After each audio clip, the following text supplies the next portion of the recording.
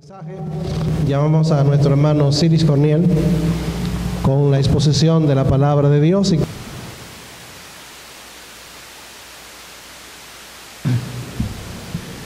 Para mí, esta ha sido una noche de mucho gozo y alabo al Señor por ella, por la belleza de este templo. Muy contento de ver cómo ustedes han construido este templo,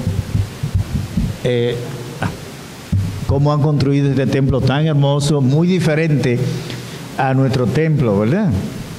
Al templo de nuestra época.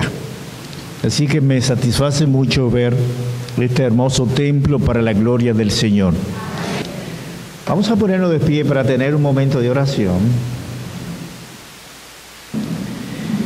Padre querido, mi alma te alaba y todo mi ser bendice tu santo nombre.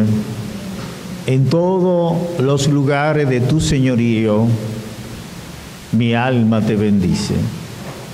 Al llegar a tu trono universal, me postro delante de ti, reconociendo tu magnificencia y tu gloria, reconociendo tu gracia soberana, tu amor sin par para con nosotros, las abundantes bendiciones que nos ha dado en Cristo Jesús, Señor nuestro.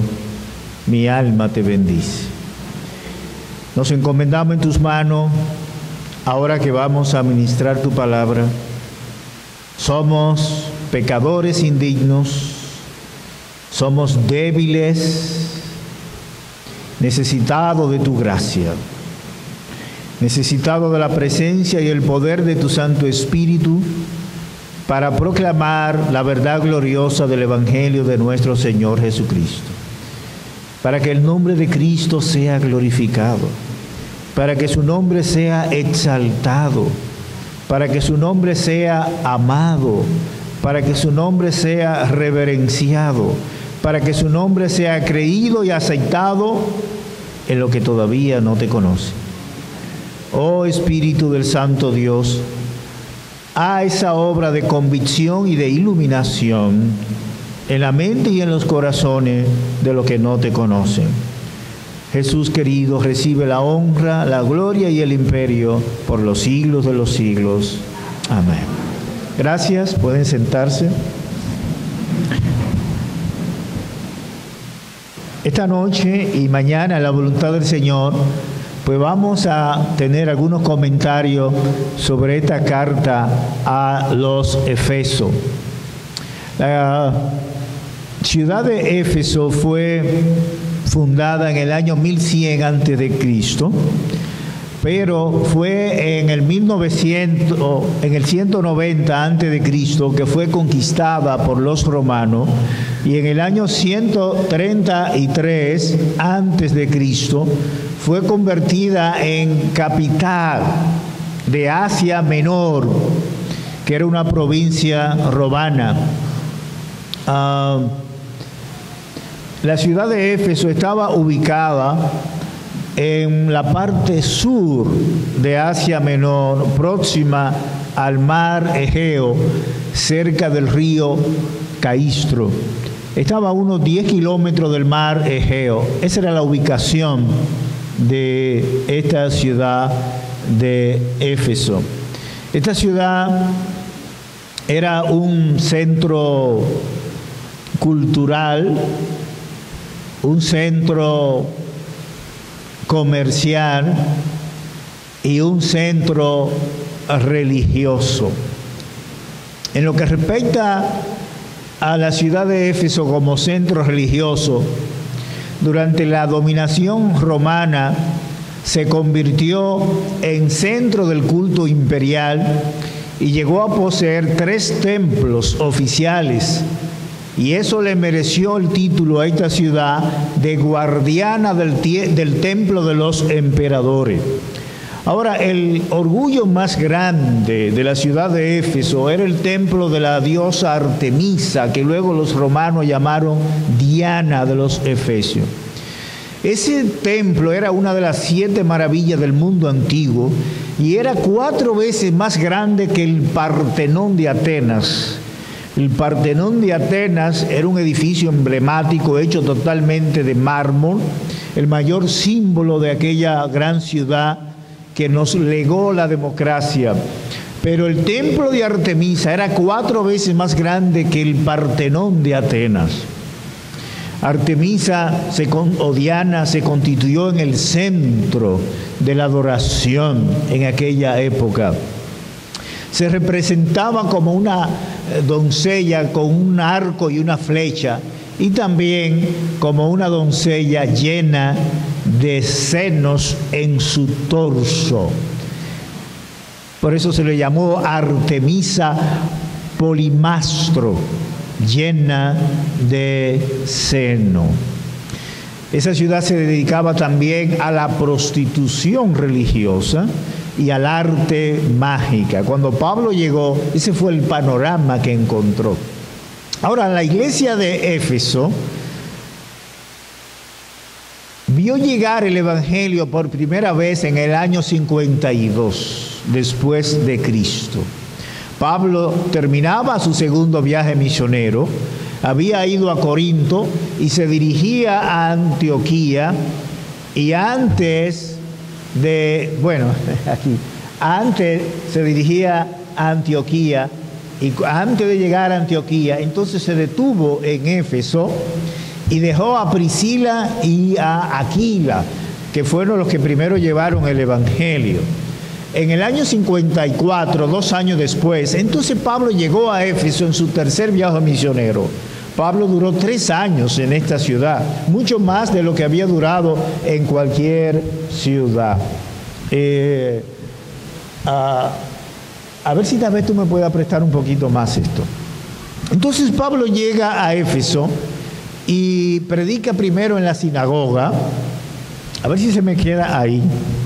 Predica primero en la sinagoga, y después que predica en la sinagoga, entonces va a la escuela de Tirano, donde dura 2 años predicando en la escuela de Tirano. Y después entonces sale de la escuela de Tirano y dura 1 año más, completando su ciclo de 3 años en esta ciudad. La presencia de Pablo fue verdaderamente revolucionaria en la ciudad de Éfeso. Grandes multitudes se convirtieron al Evangelio de nuestro Señor Jesucristo. Y el templo de Diana se quedó vacío, se quedó sin seguidor.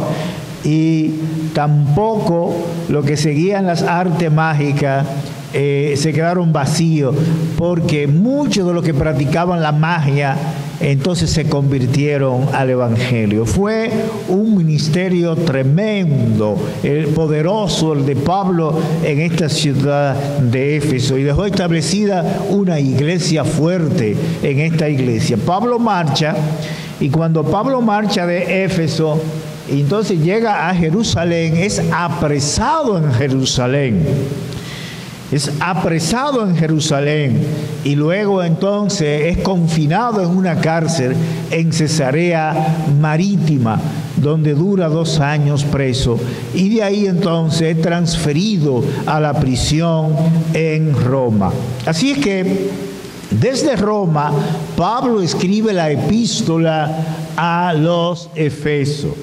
La escribe alrededor del año 60 a 62. Escribió esta epístola y la mandó con Tíquico.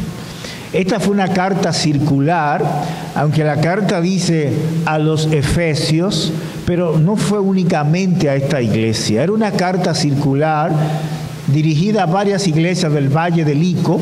Cuando la carta llegaba a la iglesia, entonces le ponían el nombre. Se quedó con el nombre de a los Efesios porque Éfeso era la ciudad principal, la capital de Asia Menor. Ahora, muchos han dicho que esta epístola es la obra maestra del pensamiento de Pablo.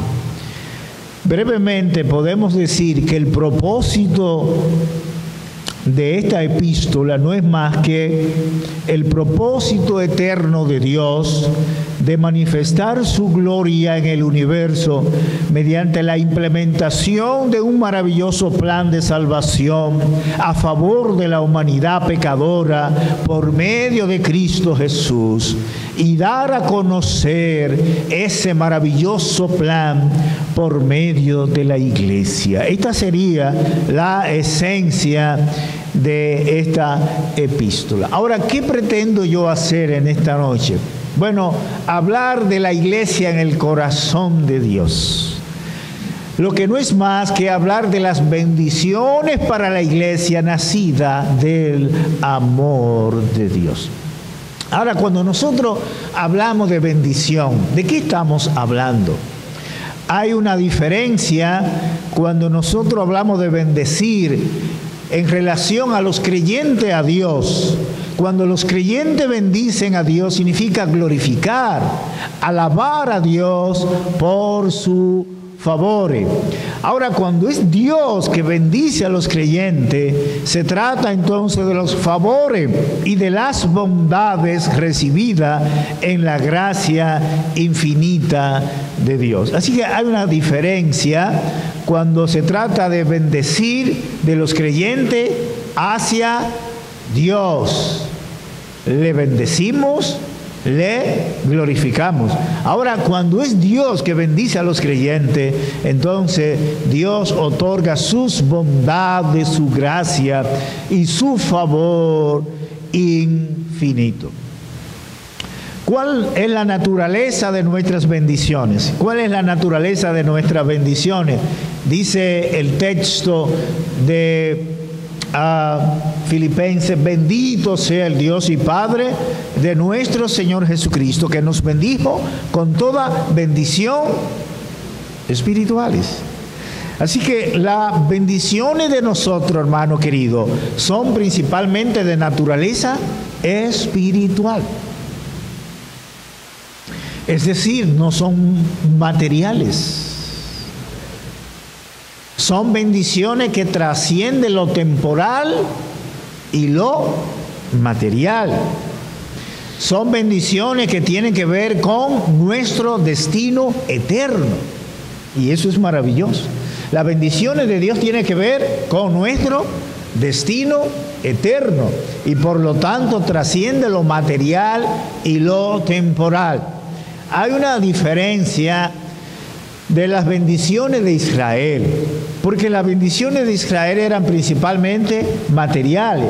Los israelitas lo que buscaban era larga vida y sanidad corporal, prosperidad material, una familia larga, protección y victoria sobre los enemigos.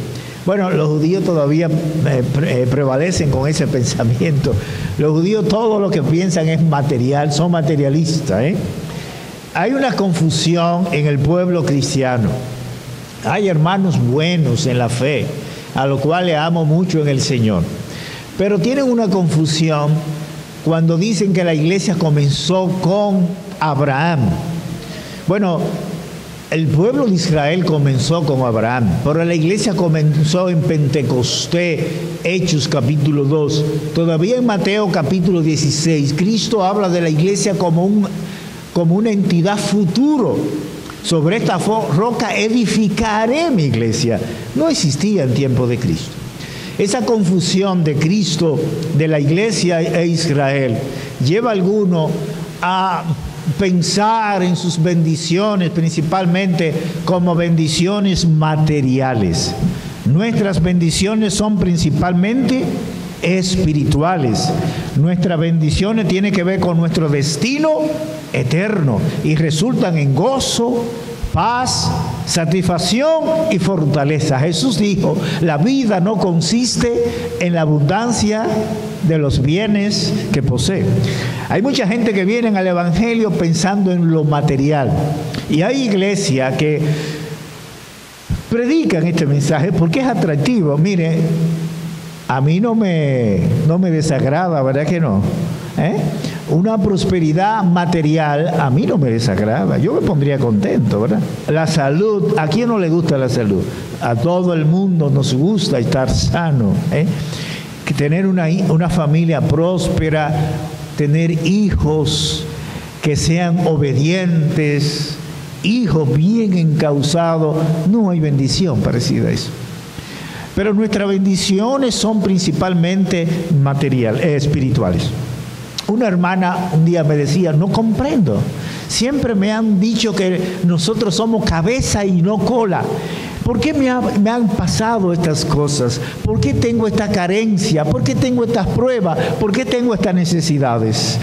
Yo le dije, bueno, mi hija, solamente te contaron la mitad de la verdad, no te contaron la otra verdad. Pablo decía, nosotros somos pobres, pero enriqueciendo a muchos. Así es que las bendiciones nuestras son principalmente espirituales. Jesús le dijo a una multitud, ustedes me siguen, no por la comida que a vida eterna permanece.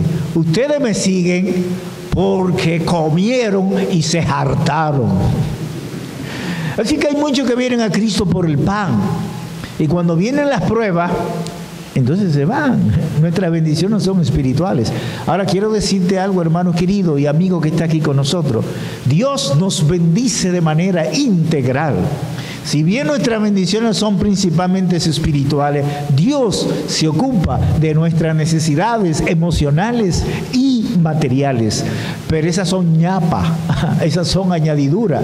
No vengo a Cristo por la añadidura, vengo a Cristo por el gozo y la paz que Él da y la esperanza de la vida eterna para siempre. Yo siempre he dicho que si no tuviera la seguridad de vivir para siempre, hace tiempo que yo dejara el Evangelio. Pero tenía 14 años tenía, cuando sentado en ese banco, donde está ese hermano de la camisa roja, sentado ahí, aquella noche, un 28 de abril, ahí estaba sentado cuando don Pablo Clase hacía el llamamiento. Y entonces yo levantaba mi mano, bueno, un poquito con miedo, ¿verdad? Porque después que la tenía ahí, entonces la bajé. Porque venía un pensamiento que me decía, tu mamá te dijo que no lo haga. Así que esa noche se convirtió en una joven llamada Sonia, Sonia Batista. Jamás en mi vida la he visto. Me dijeron que vive en el este. Y se convirtió Sonia. Y yo salí y estaba afuera ya cuando me iba. Y creo que fue don Andrés que me dijo, ¿y tú no me dijiste que te iba a convertir esta noche? Yo le dije, sí, pero mamá me dijo que no lo hiciera. Y entonces me dice, pero la palabra yo dice que hay que servir a Dios primero que a los hombres. Y entonces de allá, después que estaba en el patio, me devolví. Y esa noche oré con don Pablo Clase y recibí a Cristo como mi Salvador. Tenía 14 años. Y vine a Cristo porque buscaba la vida eterna.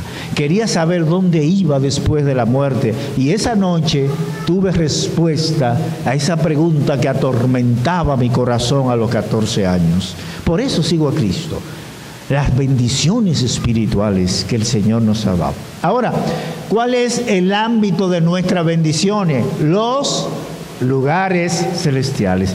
Esa expresión es única de esta carta a los Efesios. Solamente aparece aquí en el Nuevo Testamento. Aparece 5 veces.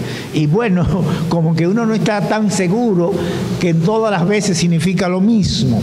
Pero por lo menos en el capítulo 1, verso 3 y 20, y en el 2 y 6, parece significar la esfera del reino sobrenatural donde Dios ejerce un dominio completo.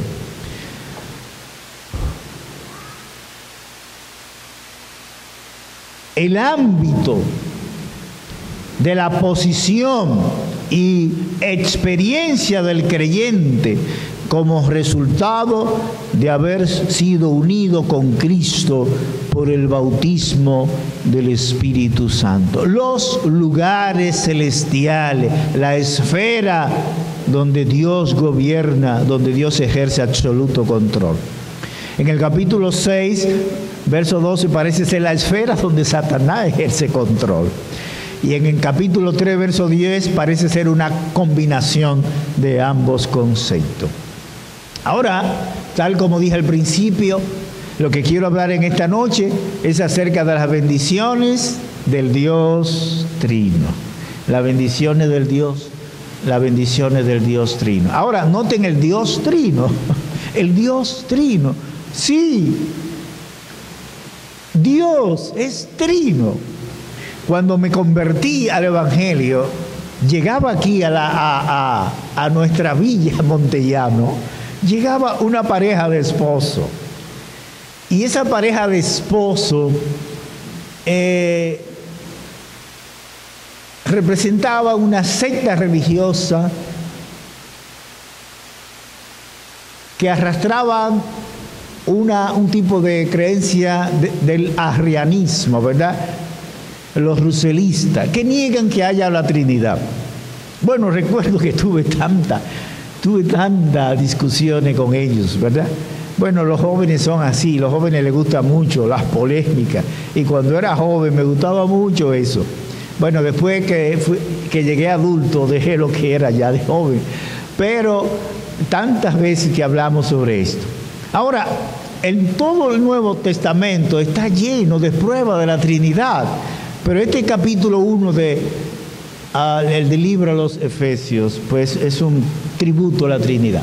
Así que voy a hablar de las bendiciones del Dios Trino, ¿verdad? Y eso significa las bendiciones de Dios el Padre, de Dios el Hijo y de Dios el Espíritu Santo. Vamos a comenzar entonces viendo las bendiciones de Dios el Padre, que son triples, ¿verdad?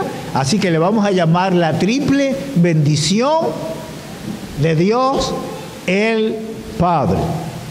La primera bendición es la elección, como dice el texto, según nos escogió en Él antes de la fundación del mundo. La elección constituye la base de todas las bendiciones que tenemos en Cristo. Con la elección Dios inició una cascada de bendiciones espirituales en lugares celestiales. Es un efecto dominó. A mi papá le encantaba jugar dominó. No podía acostarse sin jugar dominó. A veces llovía y entonces los frentes de papá no iban. ¿Quiénes eran los frentes? Bueno, eran Vilo, ¿verdad? Era Ventura, era el compay Tom. Eso era el grupo de papá a jugar dominó. Pero cuando llovía no podían ir. Entonces tenía que jugar mamá, y tenía que jugar Gilberto, y tenía que jugar yo. Teníamos que jugar porque él no podía acostarse sin jugar dominó. Bueno, a veces colocábamos la ficha de dominó de manera vertical y entonces le dábamos a una ficha y todas las otras se caían. El efecto dominó. La elección es el efecto dominó. Es el inicio de esa cascada de bendición en los lugares celestiales que el Señor nos ha dado. La elección es el acto por el cual Dios ha elegido para salvación a algunos en su gracia infinita, en su insondable amor, en su bondad incomparable, independientemente de mérito. Si hoy somos salvos, no es por mérito alguno. No hay mérito en mí. Soy un vil pecador, pecador desde la coronilla de la cabeza hasta la planta de los pies. Él por su gracia nos escogió. Dios nos escogió a nosotros y no nosotros lo escogimos a Él. Ahora, el gran misterio de la elección soberana de Dios es que no elimina la responsabilidad humana. El hombre y la mujer necesitan creer para ser salvo. El Señor unió la gracia soberana, la elección soberana con la responsabilidad humana en ese texto de Juan 6:37. Todo lo que el Padre me da, vendrá a mí. La elección, lo que el Padre ha elegido. Pero el que viene a mí, ahí está la responsabilidad humana. Tenemos que ir a Cristo. Así que la primera bendición de Dios el Padre es la elección. La segunda bendición es la adopción. La adopción era una práctica común en el mundo antiguo y en especial en la sociedad romana. La adopción era un proceso legal característico del derecho humano. Y en ese proceso, cuando se adoptaba un hijo, el hijo adoptado, al llegar a la nueva familia, adquiría todos los derechos del hijo natural. Inclusive las deudas de la familia primera eran canceladas. Tal vez la adopción más famosa en el mundo romano fue la de Julio César. Ustedes se acuerdan de ese gran rey romano Julio César. Él adoptó a Octavio. Lo adoptó. Y al adoptarlo, Octavio lo heredó a él. Y llegó a ser rey de Roma. Y posteriormente el primer emperador romano. Octavio se transformó en Augusto César, el emperador romano del tiempo cuando Jesús, nuestro Señor, nació. Fue adoptado y recibió todos los privilegios de un hijo natural. Teológicamente, la adopción significa que el creyente es colocado en la familia de Dios como un hijo adulto. El creyente es colocado en la familia de Dios con todos los derechos y con todos los deberes que le corresponde como un hijo. Pero hay más todavía, porque hay algo que la adopción humana no hace.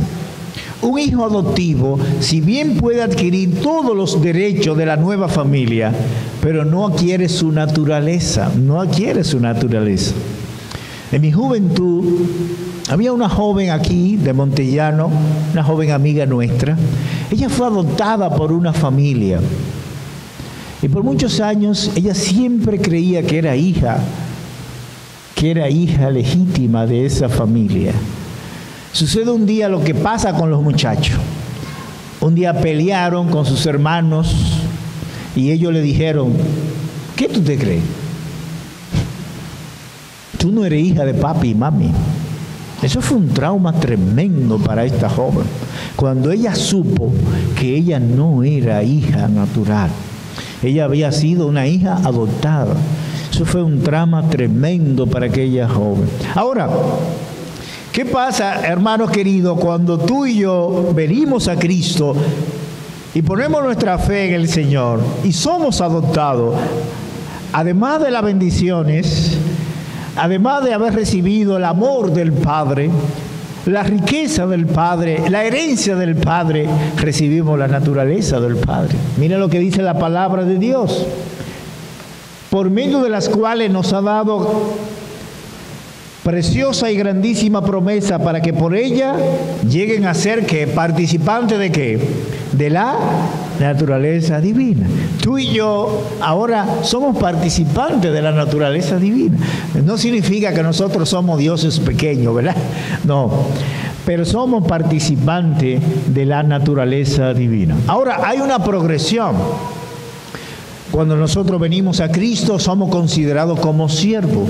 Ahora el Señor dice, ya no le llamaré siervo, porque un siervo no sabe lo que hace su Señor. Ahora le llamaré amigo.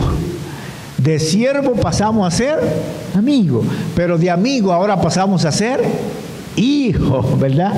Pasamos a ser hijo. Y por cuanto somos hijos, Dios ha implantado su Espíritu Santo en nosotros, el cual clama, ¿cómo clama? Abba, Padre. Es la expresión natural de un hijo, ¿verdad? La expresión natural de un hijo. Usted llega frente al presidente de la República, señor presidente, ¿eh? Pero si llega su hijo, papi, no nada de presidente. Un día estaba frente al rector y llegó su hijo. Bueno, todo el mundo, rector magnífico. Pero el hijo no, papi, papi. Así es que en una ocasión mi hijo llega y entonces me abraza, me besa y me dice papi. Así que muchos a veces no hayan como decirme si maestro, si profesor, si doctor, pero para mis hijos soy papi. Ahora, ¿qué es Dios para nosotros? Padre, Padre nuestro. Por eso es que en el Nuevo Testamento, Padre es la expresión común. Vemos al Señor Jesucristo orando, Padre. Vemos al apóstol Pablo orando como Padre. No hay una sola mención de Jehová.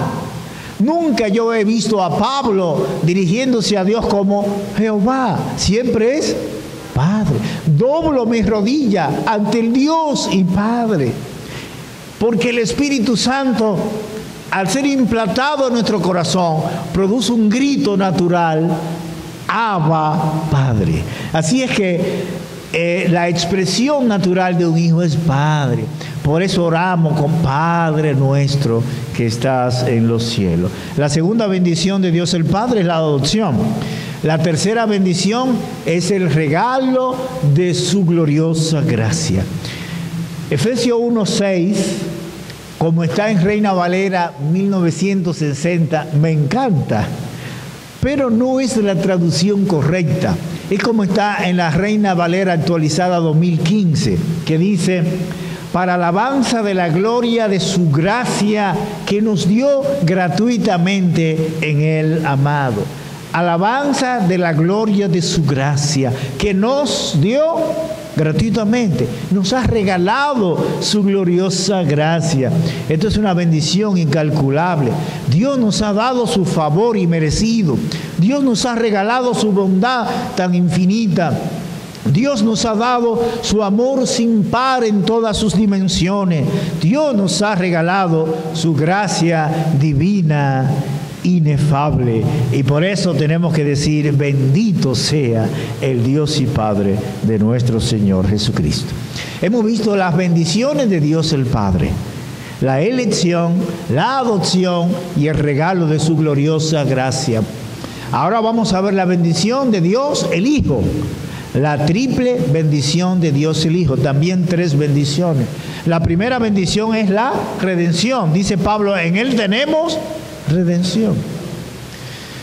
La esclavitud fue uno de los capítulos más oscuros en la historia de la humanidad. En la Roma antigua, la esclavitud era una práctica común. Y no solamente era una práctica común, era una fuente de enriquecimiento. La economía romana descansaba sobre el trabajo de esclavo. Usualmente los esclavos provenían como un botín de guerra. Eran llevados al ágora, al mercado de esclavos, y eran comprados. El dueño lo compraba y ese esclavo pasaba a ser propiedad del dueño. Esos esclavos carecían de personería jurídica, carecían de bienes personales y hasta de su familia propia. Uno de los esclavos más famosos, liberto en la Biblia, es el caso de Félix. Cuando Pablo terminó su tercer viaje misionero, que fue hecho preso en Jerusalén y que luego fue trasladado a la fortaleza en Cesarea Marítima, donde estaba la casa del gobernador, Félix, quien juzgó a Pablo, había sido esclavo. Estaba en el mercado de esclavos. Y él fue libertado por el emperador Claudio. Así que el emperador Claudio, que comenzó a gobernar en el 41 después de Cristo, sucediendo a Calígula, él tuvo misericordia de Félix. Y siendo un esclavo, pagó por su libertad y lo rescató. Ahora, hermanos y amigos aquí presentes, todos somos esclavos del pecado. El Señor Jesús dijo: el que hace pecado, esclavo es del pecado. Pablo le escribió a los hermanos de Roma y le dijo: antes ustedes eran esclavos del pecado. Y nosotros podemos decir: antes nosotros los creyentes éramos esclavos del pecado. Pablo dice: yo soy carnal, vendido al pecado. Pablo dice, estábamos muertos en delitos y pecados, éramos esclavos del príncipe de la potestad del aire, esclavos del pecado. Tengo un paciente, tiene 80 años, y recientemente le decía a él, ¿y por qué ya usted no viene a Cristo? Y dice, yo tengo deseo de ir a Cristo, pero yo soy esclavo, me gustan las mujeres, yo veo una muchachita por ahí, a 80 años.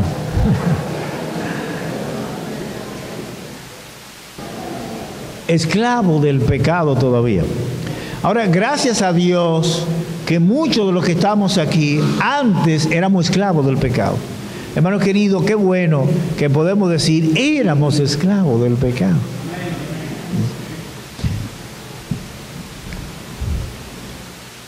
Tenemos un Redentor, el más poderoso de los redentores. Así que la buena noticia es que aunque antes éramos esclavos del pecado, ahora tenemos redención. Ahora, ¿cuál ha sido el precio de nuestra redención? ¿Cuál ha sido el precio de nuestra redención? ¿El precio cuál es? Por medio de su sangre. No hay precio que se pueda comparar a la sangre preciosa de Cristo. Pedro dice que la sangre de Cristo es preciosa. Es como un cordero sin mancha y sin contaminación, y es mucho más valiosa que el oro. ¿Cuánto le costó a nuestro amado Salvador su sangre preciosa derramada en la cruz del Calvario? ¡Qué precio más elevado! ¡Qué precio más grande! ¡Qué precio más incomparable! Hemos sido redimidos a precio de sangre. ¿Y cuál es la consecuencia? El perdón de nuestros pecados. Dios es un Dios de misericordia que se goza en perdonar. En una ocasión leí un artículo de un filósofo, y el artículo se titulaba El Dios justiciero y vengativo del Antiguo Testamento. Digo yo, ese no conoce a Dios. Éxodo capítulo 34 tiene una revelación de Dios, y ahí se utilizan 7 adjetivos para describir a Dios. Y de esos 7, 6 tienen que ver con el perdón, la misericordia, y solamente 1 tiene que ver con la justicia. Eso es Dios. Misericordia, gracia, perdón. Dios se goza en perdonar. ¿Y qué es perdonar? Es despedir el pecado. Dios lo despide para que se vaya lejos de nosotros. Perdonar es olvidar. Dios echa nuestro pecado a lo más profundo del mar y no se acuerda. Qué interesante esto, hermano. Porque si Dios se acordara, si Dios se acordara de todo lo que nosotros hicimos, pero no importa, querido hermano, lo que tú hiciste en la vida pasada, no importa, porque si tu pecado fuera en rojo como la grana, vendrán a ser como blanca nieve, por el poder de la sangre de nuestro Señor Jesucristo.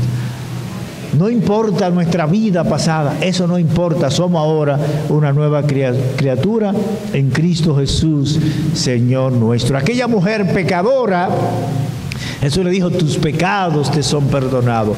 Nuestro Señor es amplio en perdonar, Él se goza en perdonar. Y aquí en esta noche hay personas que necesitan el perdón de Cristo. Y quiero decirte que aquí hay un Dios que es amplio en perdonar, que se goza en perdonar. La segunda bendición de Dios el Hijo es la iluminación. Dice la palabra de Dios que hizo sobreabundar para con nosotros en toda sabiduría y entendimiento. Iluminación, cosa maravillosa esta, iluminación. MacArthur cita al filósofo francés Andrés Maury, que dijo, el universo es indiferente. ¿Quién lo creó? ¿Por qué estamos en este diminuto grano de barro que da vuelta y vuelta en el espacio infinito? Yo no tengo la más remota idea y estoy convencido de que nadie la tiene. ¿Qué le parece? ¿De dónde vengo? ¿Para qué estoy en este mundo? ¿Hacia dónde voy? ¿Qué pregunta esta, ¿Por qué Dios permite el sufrimiento? El otro día yo no veo, hay programas de noticias que no veo, Primer Impacto, Al Rojo Vivo, yo no veo eso. Pero estaban pasando la noticia de David Ortiz y me detuve un ratito y solamente vi 5 minutos, 5 minutos solamente. Ya me sentía sofocado y me sentía ansioso, porque Al Rojo Vivo, Primer Impacto, son un noticiero que es un compendio de sangre, de mala noticia. Usted no soporta. Ahora, el sufrimiento ha hecho que muchos filósofos se sientan confundidos. ¿Por qué un Dios bueno permite el sufrimiento? Y muchos dicen, yo no puedo creer en Dios cuando veo aquello. Bueno, Jesús nos ha dado iluminación, sabiduría y entendimiento para saber de dónde venimos, para saber para qué estamos aquí, para saber hacia dónde vamos y para saber el misterio del sufrimiento. Alguien dijo que Dios da al más humilde cristiano lo que la filosofía humana no puede dar al más ilustre pensador. Dios da al más humilde cristiano lo que la sabiduría humana no puede dar al más ilustre pensador. Bueno, Stephen Hawking es porque ya murió, una de las mentes más privilegiadas. Se entiende que tal vez la mente más grande que han existido ha sido Leonardo da Vinci, ha sido Isaac Newton y Albert Einstein. Pero si vamos a colocar un cuarto, tendríamos que poner a Stephen Hawking. Él más que nadie descifró el enigma del Big Bang. Y yo pensé que Stephen Hawking iba a morir depositando su fe en el Dios vivo y verdadero. Y después que estaba en un callejón sin salida, y después que él demostró que la materia tenía principio y que no era eterna, entonces inventó una teoría rarísima para no concluir que si la materia tenía un origen, debía tener una causa, y esa causa era Dios. Un hombre con tanta inteligencia humana, pero con una mente totalmente oscura en lo espiritual. Alabamos y bendecimos el nombre de Dios, porque Dios da al más humilde cristiano lo que la filosofía humana no puede dar al más ilustre pensador. Ahora, en tercer lugar, tenemos la bendición de la herencia, ¿verdad? De la herencia. Dice la palabra de Dios, en Él también recibimos herencia. Así que la triple bendición del Hijo, la redención, la iluminación y la herencia. Una herencia que no solamente es una posesión futura, una herencia que comenzamos a disfrutar ahora y ya.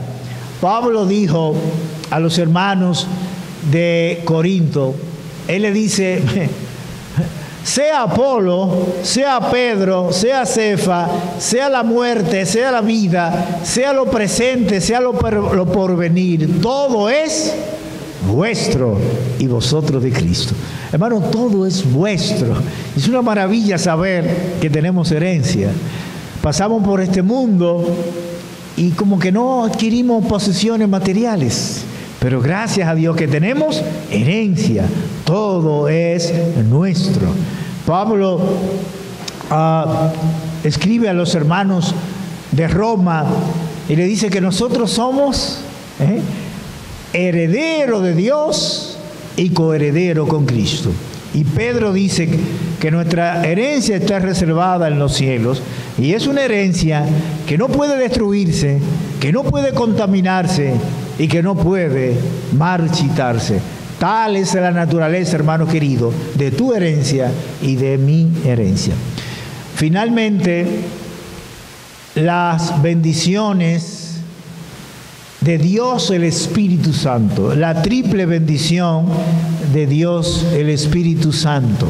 Dice la palabra de Dios: en Él también ustedes, habiendo oído la palabra de verdad, el evangelio de su salvación, y habiendo creído en Él, fueron sellados con el Espíritu Santo que le había prometido. El sello. Ahora, ¿el sello de qué habla? El sello habla de seguridad.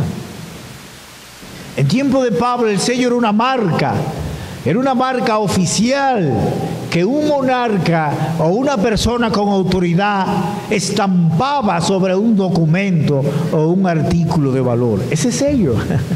Bueno, yo recuerdo cuando era joven, entonces papá tenía su vaca y a esa vaca papá le ponía una estampa, ¿verdad?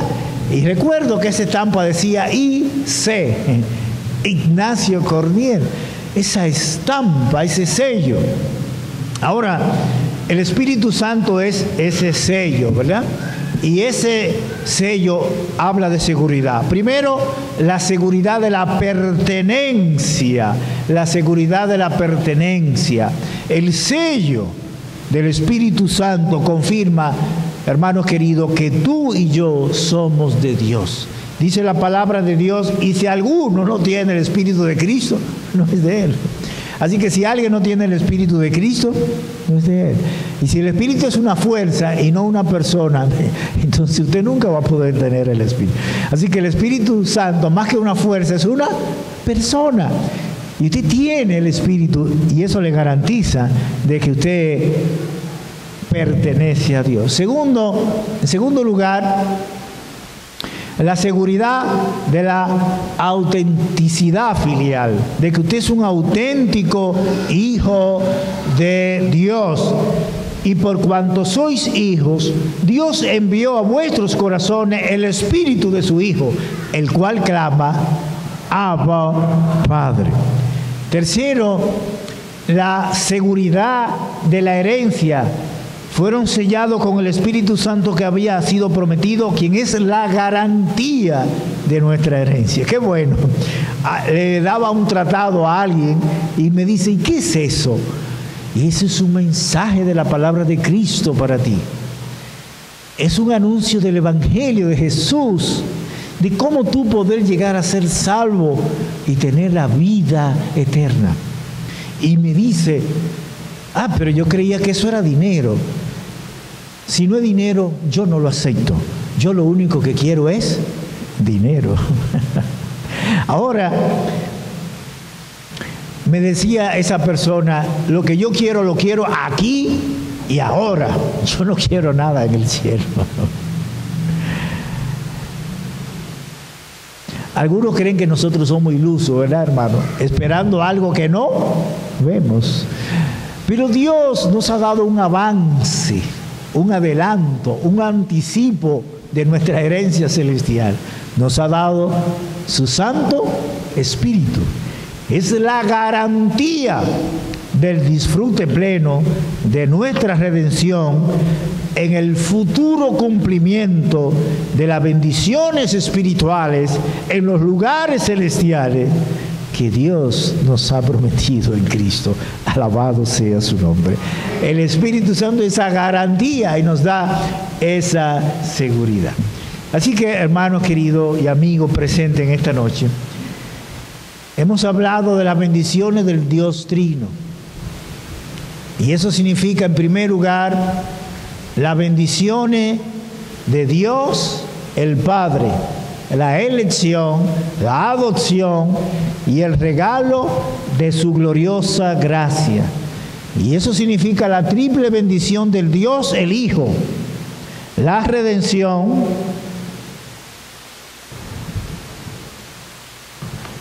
la iluminación y la herencia. Y la triple bendición de Dios el Espíritu Santo, la seguridad de la pertenencia, la seguridad de que somos auténticos hijos de Dios y la seguridad de la herencia. ¿Hay razón para bendecir, glorificar y exaltar el nombre de nuestro Dios? Ahora, aquí hay amigos que necesitan esa bendición en su vida. ¿Qué tienen que hacer para tener esa bendición? Primeramente, escuchar el Evangelio. En él también ustedes, habiendo oído la palabra de verdad, gracias a Dios por los amigos que están aquí, que están escuchando el Evangelio. El Evangelio que dice que Cristo murió por nuestros pecados, que fue sepultado y que resucitó al tercer día. Oír el Evangelio es el primer paso. El segundo paso tiene que ver con el arrepentimiento. Pablo dice, antes ustedes estaban muertos en delitos y pecados. Tiene que reconocer que está muerto en delitos y pecados. Tiene que reconocer que eres un pecador. Tiene que reconocer que no hay nada bueno en ti. Tiene que reconocer que ha pecado contra un Dios 3 veces santo. El arrepentimiento. En tercer lugar, tiene que poner tu fe en Cristo. Y habiendo creído en Él, creído en Cristo.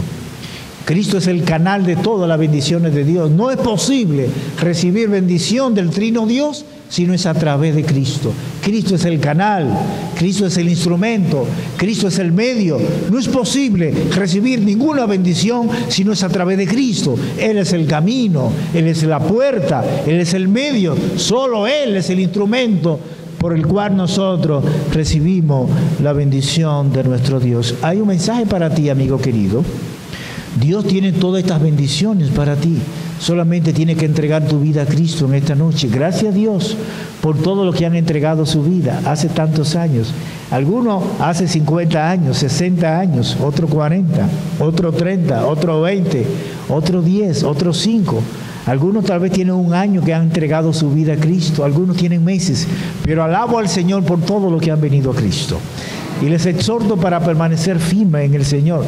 Yo tenía 14 años cuando recibí a Cristo y alabo al Señor de que ya un viejito como soy, entonces puedo servir al Señor. Tengo un gran problema porque me veo joven, ¿verdad? Pero soy bastante viejo.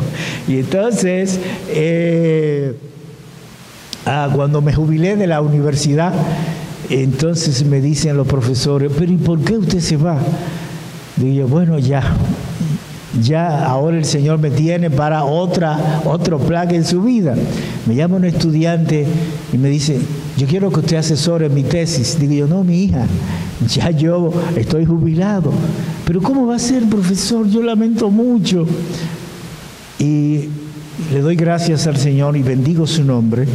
Estudiantes que me han llamado, profesor, ¿cuánto sentimos que usted se haya retirado de la universidad? Bueno, todo tiene su tiempo.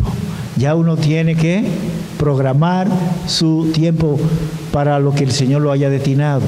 Pero sea el tiempo que tengamos sirviendo al Señor, es momento para venir a Cristo. Y en esta noche el Señor está llamando a muchos que no le conocen. El Espíritu Santo está tocando a alguien para conducirlo a los pies de Cristo, para conducirlo a las bendiciones más grandes, una relación con Cristo y solo con Cristo. Así que si hay alguien aquí en esta noche que ha sentido la voz del Espíritu Santo, quiero que tú ores ahí donde estás sentado, quiero que ores a Cristo. Quiero que hable con Cristo. Quiero que le diga, Señor, reconozco que he pecado contra ti y me arrepiento y te pido perdón.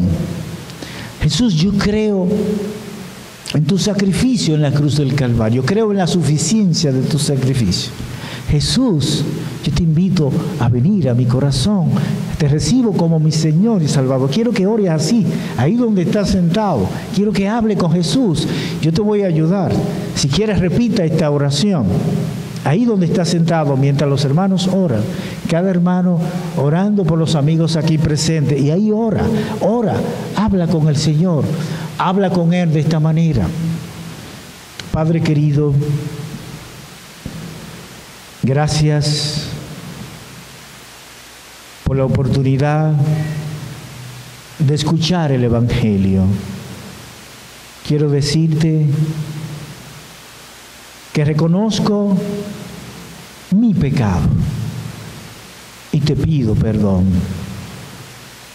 Oh Jesús, yo creo en la suficiencia de tu sacrificio y en el poder de tu sangre. Jesús, ven a mi corazón, perdona mi pecado, salva mi alma. Yo te recibo como Señor y Salvador. Amén. ¿Alguien hizo esta oración? ¿Alguien levanta su mano y dice, yo oré de esta manera? Dios obra por sendero misterioso. Dios obra de una manera gloriosa. Por muchos años había compartido el Evangelio con mi primo Manolo y siempre me ponía un pero. En los últimos días él enfermó de una manera muy grave y Dios permitió que él fuera transferido a la capital. Comenzó a dializarse y mientras estaban dializando mejoró mucho, se le dio de alta del hospital. Pero de repente comenzó a hacer un sangrado tan severo como yo nunca había visto en un paciente. Cuando su hija me llama, lo conducen al hospital y es ingresado. La verdad es que yo lo vi grave. Yo dije, no pasa de esta noche. Le dije, Manolo,